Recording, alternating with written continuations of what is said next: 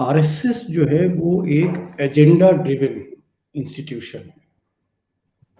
Agenda driven एक संस्था है जो अपने एजेंडे पे चलती है, आज से नहीं चल रही।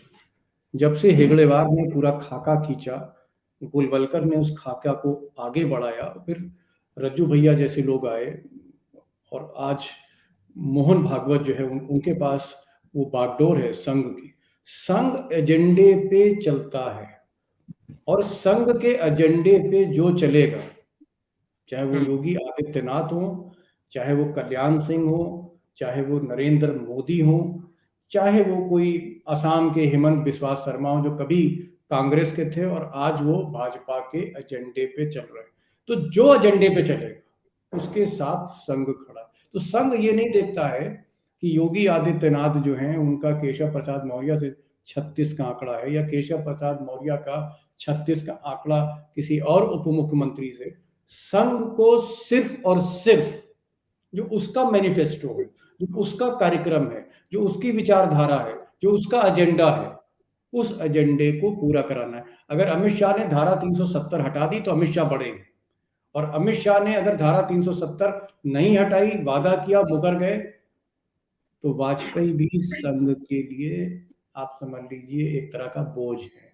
तो ये संघ का एक माइंडसेट रहा है। और मैं इसलिए कहूंगा कि जो मोहन भागवत ने कहा कि भूल जाइए जो हुआ,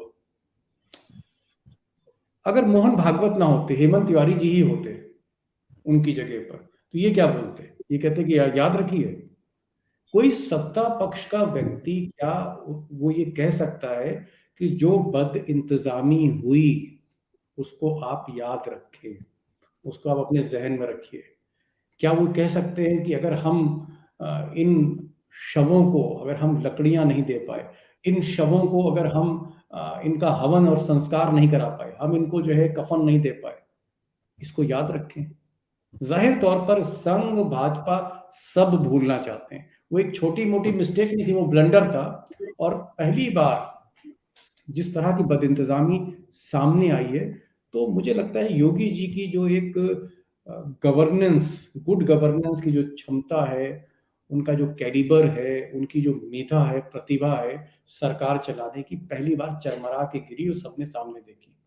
क्योंकि उसकी वजह क्या थी कि आप कल्पना करिए कि कानपुर में या इलाहाबाद में जब इस तरह के महामारी गांव गांव बढ़ने लगी, तो सरकारी डॉक्टर प्राइमरी हेल्थ सेंटर छोड़कर भाग गए, समर्पण कर दिया, भाग गए वो लोग।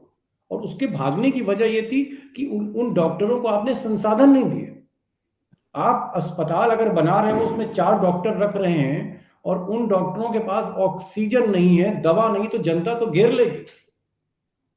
वो जनता के डर से भाग गए, उस आक्रोश से भाग गए, क्योंकि उन डॉक्टरों की कोई गलती नहीं थी, सरकार ने उनको संसाधन नहीं दिए। और सरकार ने जब सारी चीजें संभाली, सरकार ने ऑक्सीजन भी दिया, सरकार ने रेमडेसिविर इंजेक्शन भी दिया, सरकार ने क्रोसिन पैरासीटामोल भी दिया, सरकार ने लोगों के घरों में सिलेंडर तक पहुंचाया। लेकिन कब?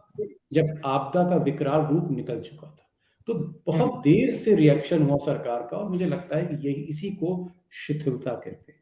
और इसकी वजह यह है कि योगी एक अपनी कैबिनेट को एक टीम का रूप नहीं दे पाए, एक और एक 11 नहीं कर पाए। वो अपने विधायकों को, देखिए ऐसे मौके पे जब बाढ़ आ रही हो या कोई इस तरह की आपदा आ रही हो, तो विधायक और सांसद भी बहुत बड़ी भूमिका निभाते हैं, बड़े पदाधिकारी भी बहुत बड़ी भूमिका निभाते हैं।